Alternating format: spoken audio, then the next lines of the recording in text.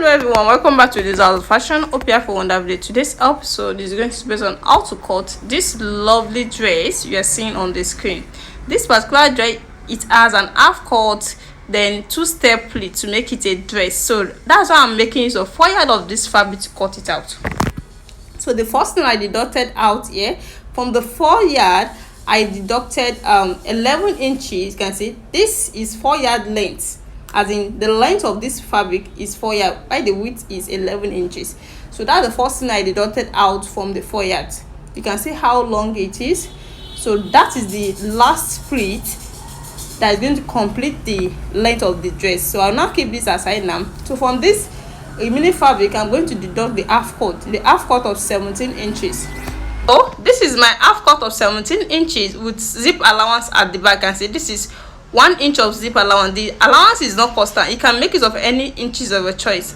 With 8 inches shoulders measurement, that's back measurement as well, 8 inches.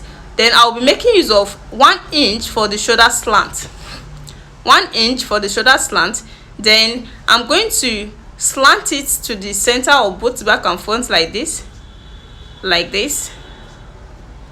as you can see. Then the next thing is to take the armhole measurement. The armhole measurement here is going to be 8 inches, and here is the 8 inches, as you can see.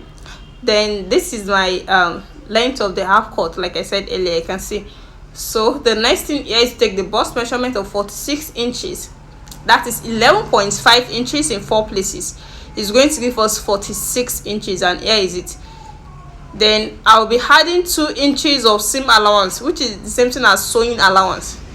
Then I'll come to the waistline and take the waist measurement of 40 inches. That is 10 in 4 places. Here is it. So with 2 inches of seam allowance, I will now connect everything together like this. Then let me make some my outline to connect the armhole to the shoulder like this. Then to bring out the shape of the armhole, if you are not making use of armhole core, 2 inches here, then 2 inches here as well. Then I'll connect everything together like that. Then I can now cut it out. You can see to the armhole, then to the waistline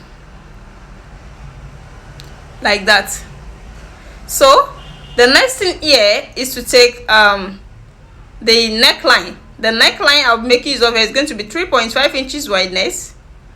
It's a net fabric, so I don't want it to be too wide. 1.5 inches for the back.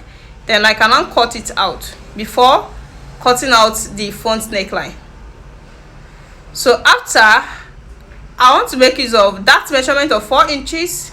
That is 8 inches for the nipple to nipple. Then I'll notch it out like this. Then the next thing is to cut out the neckline for the front. We have to dip it down a bit, so to 3.5 inches plus 1.5 inches, making 5 inches deepness. So that means the neckline is not too deep.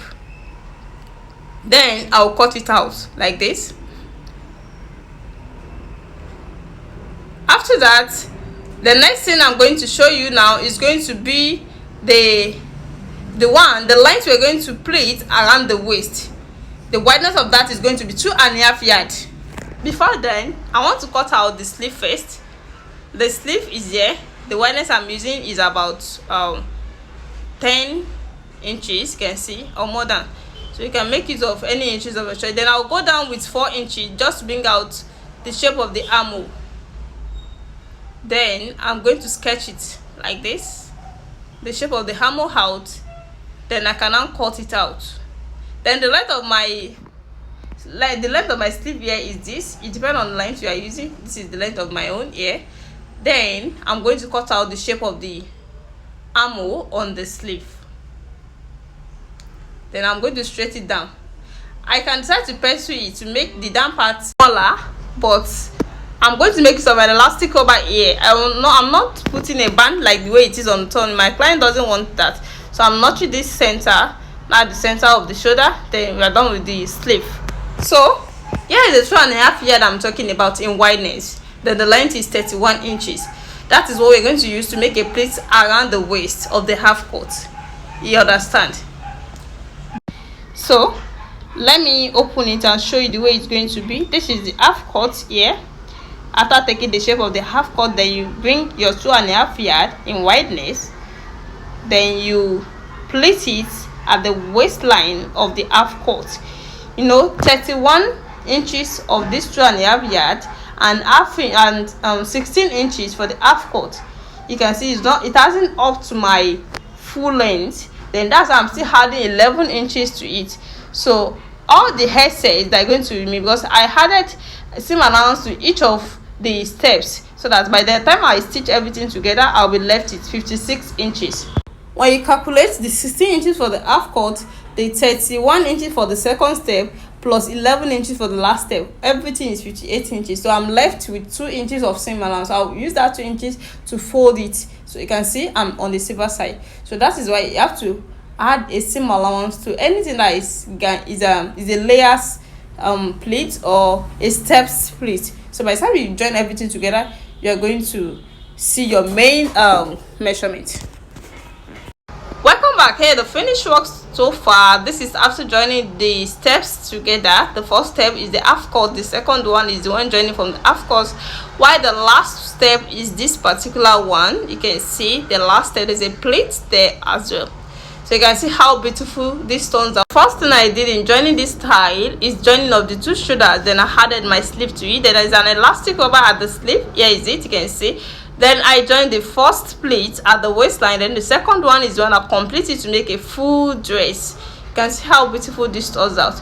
If you are watching me for the first time, please subscribe to my channel for more amazing tutorials. And for those people that have already subscribed, I really appreciate you guys for watching my video. Always see my next tutorial. Bye.